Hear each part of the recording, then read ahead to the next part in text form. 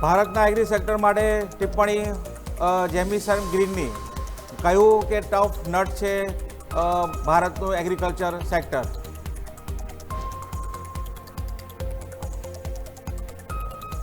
મધ્ય પૂર્વના યુદ્ધના કારણે તકલીફ નહીં થાય, પણ મોન્સૂન નબળું રહેવાના કારણે થઈ શકે છે ભારતમાં મુશ્કેલીઓ.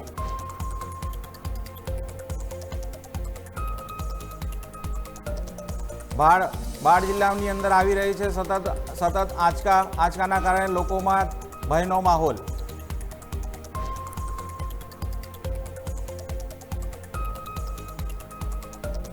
હવામાન વિભાગની આગાહી યલો એલર્ટ જાહેર કર્યું. આગામી સપ્તાહની અંદર તાપમાનમાં થઈ શકે છે વધારો.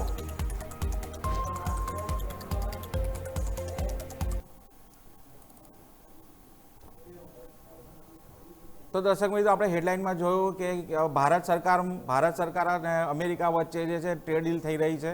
એની અંદર જોવા જઈએ તો ત્યાંના જે પ્રતિનિધિઓ છે, પ્રતિનિધિઓનું કહેવું એવું છે કે ભારત છે ને એ એક ટફ કન્ટ્રી છે અને એની સાથે નેગોશિએટ કરવું બહુ અઘરું છે, અને ખાસ કરીને કૃષિના માટે.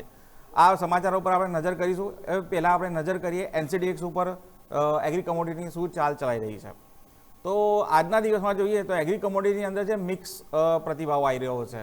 ક્યાંક છે તો પોઝિટિવ દેખાઈ રહ્યું છે, ક્યાંક છે નેગેટિવ દેખાઈ રહ્યું છે. જોવા જઈએ તો કેસ્ટર સીડની અંદર વાત કરીએ તો કેસ્ટર સીડની અંદર છે સામાન્ય રીતે વધારો દેખાઈ રહ્યો છે. એમાં 6524નો ભાવ બોલાઈ રહ્યો છે.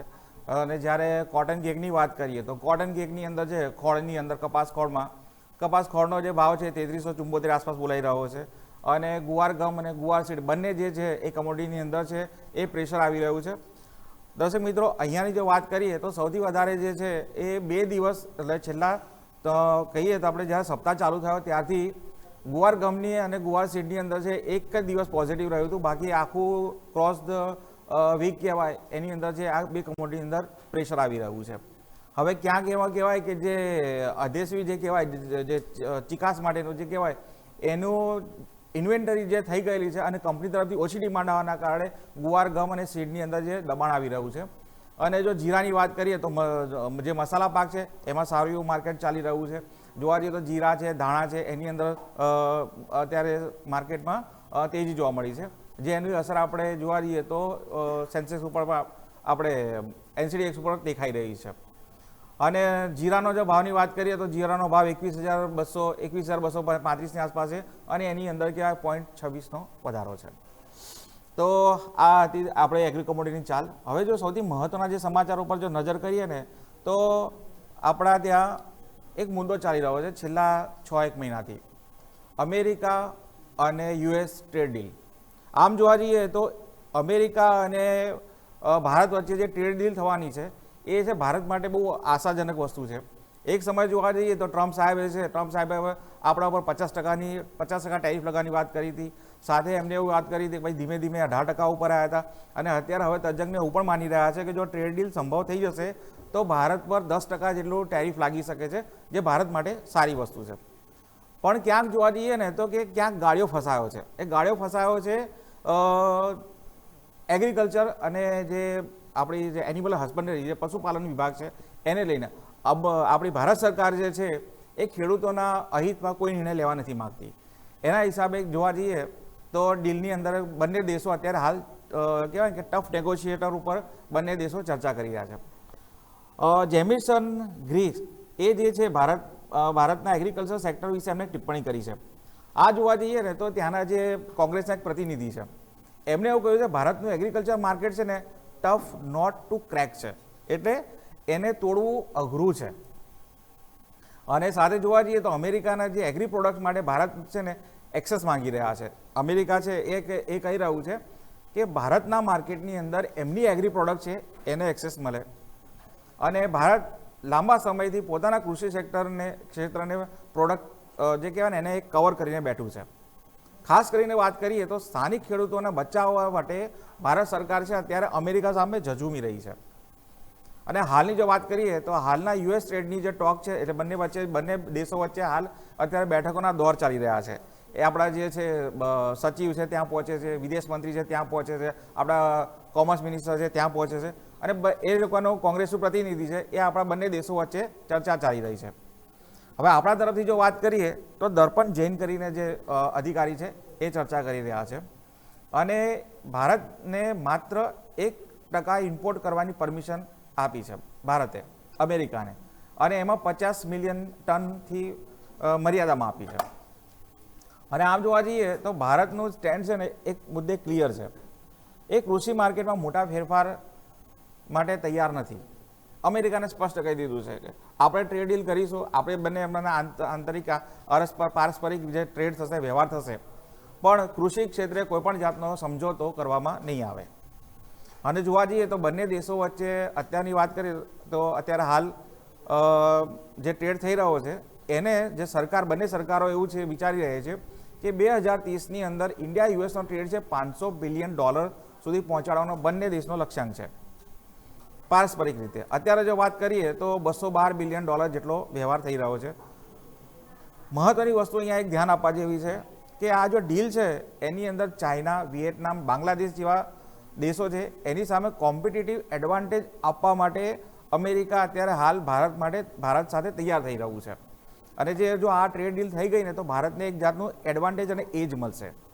અને ટ્રેડ ડીલ માટે જોવા જઈએ તો લાંબા ગાળે છે ઇકોનોમી ઇમ્પેક્ટ થશે.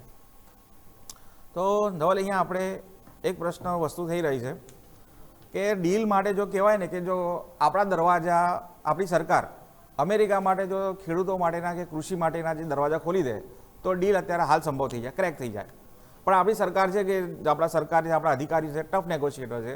અને અમેરિકાને કહેવાય ને કે એના પ્રતિનિધિઓને કહેવું પડ્યું છે કે ટફ નોટ ટુ ક્રેક ઇન્ડિયાનો જે મેટર છે.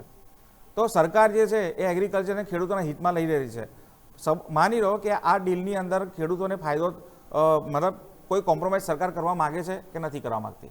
આમાં જોવા જઈએ તો નથી જ માગતી, કારણ કે જે રીતે આપણને ખ્યાલ છે કે જે બધા દેશો આમ લાઇનમાં લાગ્યા હતા અમેરિકા સાથે ડીલ કરવા માટે, ને આપણે એક રાહ જોઈએ. આપણી સત્તાવાર જાહેરાત છેક ફેબ્રુઆરીની શરૂઆતમાં આવી.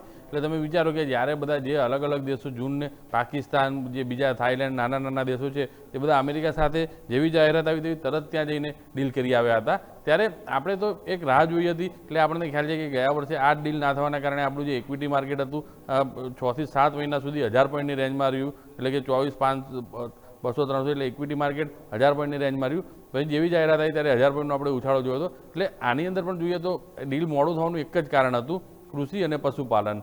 હવે આ બે સેક્ટરની અંદર સરકાર કોઈ પણ ભોગે વિદેશી હસ્તક્ષેપ નથી માગતી, કારણ કે આપણે 140 કરોડનો દેશ છે ને હાલમાં પણ આપણે 60 થી 65% વસ્તી ખેતી અને પશુપાલન ઉપર જીવન નિર્વાહ કરી રહી છે.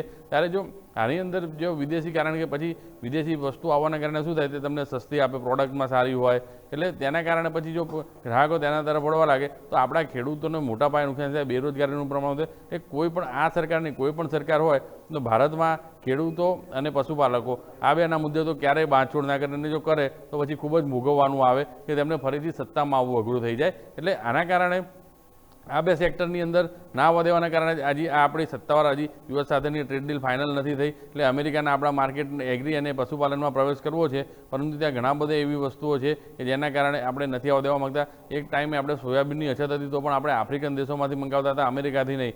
સૌથી મોટો ઉત્પાદક દેશ હોવા છતાં, કારણ કે ત્યાં આગળ તેમની જે પ્રોડક્ટ આવતી હોય છે તેનાથી એક જીનેટિક ચેન્જ થઈ જવાનો ભય રહેતો હોય છે.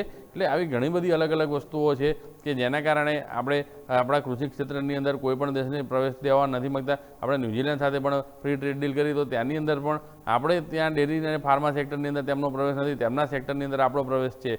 એટલે આ વસ્તુઓ જ બતાવે છે કે ભાઈ ખેડૂતોના મુદ્દે સરકાર કોઈ બાંધછોડ કરવાની તૈયારીમાં નથી અને તેના જ કારણે આ ટ્રેડ ડીલ મોડી થઈ. એટલે અમેરિકાના અધિકારીઓ હજી પણ ઈચ્છી રહ્યા છે કે એગ્રી અને પશુપાલનમાં એમને પ્રવેશ મળે, પરંતુ આપણે હજી આ જ કારણે અહીંયા અટકેલું છે. એટલે પહેલાં એવું કહેવાતું હતું કે ભાઈ એક મિની ટ્રેડ ડીલ થઈ જાય એટલે એગ્રી અને પશુપાલન સેક્ટરને છોડીને અન્ય સેક્ટરોની જાહેરાત કરી દેવામાં આવે, પરંતુ હવે જે રીતે ત્યાંની કોર્ટે પણ ટેરિફને ફગાવી દીધા છે એટલે આ નવી ટ્રેડ ડીલ માટે અત્યારે આ વાટાઘાટો ચાલી રહી છે. પરંતુ ત્યાંની અંદર પણ પશુપાલન અને ખેતી આ બે ક્ષેત્રે કોઈ બાંધછોડ કરવામાં નહીં આવે તેવું સરકાર તરફથી સ્પષ્ટ દેખાઈ રહ્યું છે. ધન્યવાદ ધવલ. તો દર્શક મિત્રો, અહીંયા એક વસ્તુ છે કે સરકારની એક મનસા આપણે ક્લિયર ખબર પડી જાય છે કે કૃષિ ક્ષેત્રે ખેડૂતોના હિતને લઈને સરકાર જે છે કોઈ પણ જાતનું કહેવાય કોમ્પ્રોમાઇઝ કરવા નથી માગતી. બાકી અમેરિકા માટે આપણે છે તમામ પ્રકારની જે સર્વિસીસ છે એના માટેના બીજા જે તમામ પ્રકારના રસ્તા છે એ આપણે ખોલી નાખ્યા છે, પણ કૃષિ અને એનિમલ હસબન્ડરી પશુપાલન અંદર આપણે એને છે કે નો એન્ટ્રીનો બોર્ડ બતાવેલું છે કે આ બે ક્ષેત્રમાં તમને એન્ટ્રી નહીં મળે, બાકી તમારા તમામ પ્રકારના ક્ષેત્રો માટે અમારા દરવાજા ખુલ્લા છે તમારા માટે. તો આ એક મહત્વના સમાચાર જેના પર આપણે નજર કરી. હવે એક મહત્વના સમાચાર બીજા ઉપર નજર કરીએ તો અત્યારે એના કારણે જેવા કે મોન્સૂન નબળું રહેવાની સંભાવના છે, પણ ખેતી માટે જો મોન્સૂન નબળું નથી, એક મહત્વનો પ્રશ્ન એ છે આપણા માટે જોવા જઈએ તો ખેતી માટે મોન્સૂન જે નબળું નથી એનું કારણ એની આપણે આગળ ચર્ચા કરીશું કે કેમ નબળું નથી. આપણું જે સંકટ છે ખેતી માટે એ ચોમાસા સિવાય, ચોમાસું વરસાદ એના સિવાય છે તે બહારના છે, જે કૃત્રિમ રીતના જે કારણો છે અને એ આપણને ખેતીને અત્યારે હાલ ક્યાં નડી રહ્યા છે, કનડી રહ્યા છે. અને એમાં સૌથી મહત્વનું જે કહેવાય કે ભાગ ભજવી રહ્યું છે આ મિડલ ઇસ્ટનું વોર.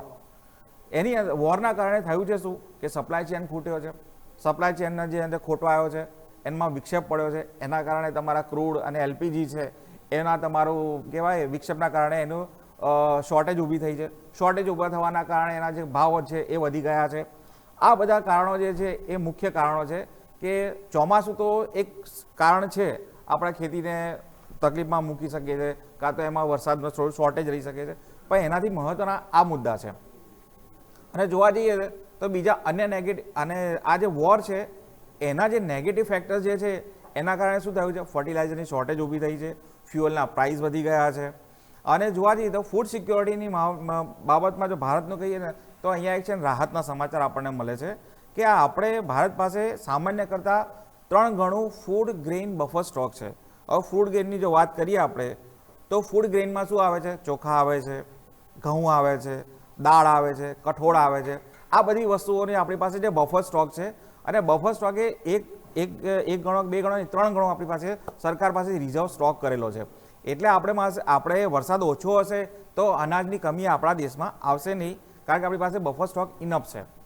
અને બીજું મહત્વની વસ્તુ કહેવાય કે આપણે ઓપન ફાર્મિંગ જે છે, ઓપન ફાર્મિંગની અંદર 45% જે ખેતી જે છે એ 45% ખેતી એ ઇરિગેશનથી થાય છે, સિંચાઈ થાય છે, સિંચાઈના માધ્યમથી થાય છે. એટલે વરસાદ કદાચ ઓછો પણ પડશે તો પણ ખેડૂતોને સિંચાઈની વ્યવસ્થા સરકાર તરફથી પૂરી કરવામાં આવે છે, પછી કેન્દ્ર સરકાર હોય કે રાજ્ય સરકાર હોય, એના માટેની ઇરિગેશનની વ્યવસ્થા કરવામાં આવી છે. એટલે જો વરસાદ ઓછો થશે તો પણ કંઈ વાંધો નહીં આવે. પણ જે કહેવાય મુખ્ય વિલન છે આ વરસાદ કરતાં આ વોરના કારણે જોવા જઈએ તો આ જે માલનો શોર્ટેજ થઈ રહી છે અને એ વધારે આપણા ખેતીને નુકસાન કરી રહ્યો છે. અને વાત કરીએ તો પંજાબ, હરિયાણા, ઉત્તર પ્રદેશ, બિહાર, તામિલનાડુ આ બધા જે સ્ટેટ છે એ ફૂડ ગ્રેઇનમાં અત્યારે હાલ જે કહેવાય ને કે સફિશિયન્ટ સ્ટોક ઉપર અત્યારે ઉભેલા છે. ખરું જોખમ ક્યાં છે? તો ખરું જોખમ જે છે ક્યાં વરસાદને ક્યારે વરસાદ પડશે એના કરતાં મહત્વનું છે કે વોર ક્યારે ખતમ થશે. અને માઇક્રો અને મેક્રો લેવલ ઉપર જોઈએ તો દેશને ઇમ્પેક્ટ પડી રહી છે, એ દેખીતી વસ્તુ છે. પણ આપણે એનાથી કહેવાય ને કે નેગેટિવ લેવલ ઉપર નથી કે આપણે સ્ટેબલ છીએ કૃષિ ક્ષેત્રે ખાસ કરીને. અને હવે જોઈએ કે આ જે વોર છે એ ક્યારે પૂરી થાય છે અને ચોમાસું કહેવાય કે આપણી ખેતીની આગળની સિઝન કેવી રહે છે. તો ધવલ અહીંયા આપણે એક જ વસ્તુ જાણવી છે કે વરસાદ એક સામાન્ય અસર કરી શકે છે 30-40% જેટલી, પણ વોરના કારણે છે ખેતીને બહુ નુકસાન થઈ રહ્યું છે. એના પર આપણે શું કહેવું? હવે આની અંદર તો સ્થિતિ એવી છે કે આપણા હાથમાં કશું જ નથી, કારણ કે જે લડનારા છે તે બીજા બે છે, આપણે ખાલી તેમની પાસેથી વસ્તુ મંગાવે છે. ભાઈ આની અંદર પણ કેટલાક લોકો દલીલ કરતા છે કે ભાઈ તમે આત્મનિર્ભર બનવાની વાતો કરો છો અને આમાં કેમ આત્મનિર્ભર નથી બન્યા, પરંતુ જે વસ્તુ તમારા હાથમાં જ નથી, હવે તમારે ક્રૂડ ઇમ્પોર્ટ કરવું જ પડે એવું છે, દેશમાં એટલું ઉત્પાદન શક્ય જ નથી, તો પછી તેમાં કશું જ નથી થઈ શકવાનું. જ્યારે તમે બીજા ઉપર નિર્ભર હો, તમારા હાથમાં કશું જ ના હોય, ત્યારે આવી પરિસ્થિતિ આવતી હોય છે. એટલે આપણે અહીંયા જોવા જઈએ તો ખાસ આ જે પરિસ્થિતિ ઊભી થઈ છે તેને હવે આગળ કઈ રીતે હેન્ડલ કરવામાં આવે છે, કારણ કે બંને દેશો અત્યારે તો યુદ્ધ પૂરું થાય તેવું ઈચ્છી રહ્યા છે, પરંતુ હજી એ બંને તું મેં કરી રહ્યા છે, તેના કારણે પૂરું નથી થઈ રહ્યું. અને આના કારણે ઓવરઓલ આપણે જોવા જઈએ તો જ્યાં સુધી યુદ્ધ પૂરું નહીં થાય ત્યાંની અસર ઘણી બધી જગ્યાએ થશે. પણ તમે માની લો કે પેટ્રોલ ડીઝલના આપણે હજી ભાવ નથી વધ્યા, પરંતુ ચૂંટણી પછી વધી શકે છે, તો પછી ત્યાં ખેડૂતોને જે ખેતરમાં ડીઝલથી ખેડાણ કરવાનું હોય છે ટ્રેક્ટરથી, તો ડીઝલના ભાવની તેમને સીધો માર પડે. યુરિયા હજી નથી આવી રહ્યું, તો સરકારે અત્યારે ડબલ ભાવે, ગઈકાલે જ આપણે સમાચાર બતાવ્યા હતા કે ડબલ ભાવ યુરિયા ખરીદ્યું છે, તો ત્યાંની સીધી કરંટ એકાઉન્ટ ડેફિસિટ ઉપર અસર થાય. એટલે ફક્ત ખેડૂતોને નહીં, સરકારને પણ અસર થાય છે, ઓવરઓલ બીજા લોકોને પણ થાય છે, કારણ કે જે મોંઘવારી વચ્ચે ખેડૂત ઊંચા ભાવે વેચશે તો સામાન્ય માણસોએ પણ ઊંચા સારા ભાવે તેની ખરીદી કરવી પડશે. એટલે ઓવરઓલ એક આખી સાયકલ ખોરવાઈ જાય છે, બધાનો શિડ્યુલ બગડી જાય છે. એટલે આના કારણે જે યુદ્ધ છે એટલે વરસાદ કરતાં અત્યારે યુદ્ધે વધારે ગંભીર ખરાબ હાલત કરી છે કે તેના કારણે જે ભાવ વધારો થવાનો છે તે અહીંયા ખેડૂતો અને બીજા લોકોને ખૂબ મોટા પ્રમાણમાં નડી શકે છે. તો આની અંદર એટલી વસ્તુ ચોક્કસથી આપણે કહી શકીએ કે જે આ જે સમસ્યા છે વોરની એ આપણી નથી. અને આપણા માટે જો વાત કરીએ અત્યારે આપણા માટે મેઇન પ્રશ્ન છે કે વરસાદનો, તો વરસાદ માટે આપણી પાસે ઇરિગેશન સિસ્ટમ સારી છે એટલે ખેતીને બહુ નુકસાન ન થવાની આશા સેવાઈ રહી છે. બીજા એક અન્ય મહત્વના સમાચાર ઉપર વાત કરીએ ને તો એ થોડા ગંભીર પણ છે અને થોડા ચિંતાજનક પણ છે. અમરેલીના સાવરકુંડલા અને ખાંભાગીર પંથકની અંદર સતત આંચકા આવી રહ્યા છે અને એ આંચકા છે 1-2 દિવસથી નથી આવી રહ્યા. છેલ્લા 3 મહિનાથી ભૂકંપના આંચકાનો સિલસિલો યથાવત છે અને છેલ્લા 15 દિવસથી જોવા જઈએ તો આંચકાની જે તીવ્રતા છે એ 3.6 રેક્ટર સ્કેલ કહેવાય એના આસપાસની છે. આ જમીનની હલચલ થઈ રહી છે એના કારણે જે કૂવાના જે તળ છે એ ડૂકી રહ્યા છે. ડૂકી રહ્યા છે મતલબ કે નીચા જઈ રહ્યા છે અને એના કારણે પાકને નુકસાન થઈ રહ્યું છે. હવે ઉનાળુ પાકની જો વાત કરીએ, બાજરી, તલ, જુવાર, ડુંગળી એ જે બધા પાક છે એ ઊભા પાકને નુકસાન થઈ રહ્યું છે અને ખેડૂતોને સારા એવા મોટા પ્રમાણમાં નુકસાન થઈ રહ્યું છે. જે 100 ફૂટે પાણી આવતું હતું, 8 કલાક ચાલતું હતું, એ હવે 8 કલાક નથી ચાલતું અને ખેડૂતોની છે ને એક વિડંબના થઈ રહી છે. ખેડૂતો અત્યારે આશ્ચર્ય પામી રહ્યા છે કે જે પહેલાં જે પાણી 8 કલાક પાણી ચાલતું હતું એ હવે પાણી કેમ નહીં ચાલતું. એ લોકોની સમસ્યા છે. શું છે એ લોકોની સમસ્યા? આવો એમના જ મોઢે સાંભળીએ. મારે અહીંયા અત્યારે ઝાયર અને મકાઈ અને બાજરી હતી. પાણી આ ભૂકંપની હિસાબે ઘટી ગયું છે હાવ. અત્યારે પહેલા અમારે 4-5 કલાક પાણી હાલતું, અત્યારે અડધી કલાક 1.5 કલાક પાણી હાલે છે. પાણી હમણાં ભૂકંપની હિસાબે વહી ગયું. આંચકા અહીંયા આપણે એક ધારા શરૂ રહે છે, 15-20 આંચકા મહિનામાં આવી જશે એટલે પાણીના તળ આખા બધા ફરી જશે. અને તળ ફરી જવાને કારણે તમારે અત્યારે હું પીટમાં શું સુકાય, શું તકલીફ છે, હું નવી આફત શું આવી? અત્યારે એટલે બાજરી છે અને ઝાડ છે અને મકાઈ છે. અત્યારે એ કોઈમાં પીટ કઈ થતું નથી, મળતું નથી એટલે બધું હુકાય છે. સરકાર હવે આમાં થોડુંક ધ્યાન દે. આ ભૂકંપ એની હિસાબે આવે છે, તપાસ કરે. જુવાર ને મકાઈ ને બાજરી આ હુકમ આવે છે એનાથી 2-3 કાયમ 2-4 આંચકા આવે છે.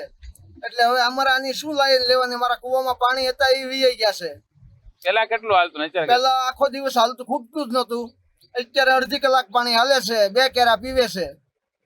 તો હવે અમારે એની શું લાઈન લેવાની? અને બીજા કુવા હતા એને શું? બીજા કુવા હતા એને બધાને પાણી ફૂલે ફૂલ આવી ગયા છે ને અમારે હતું એમાં વયું ગયું છે આ હુકમની હિસાબે.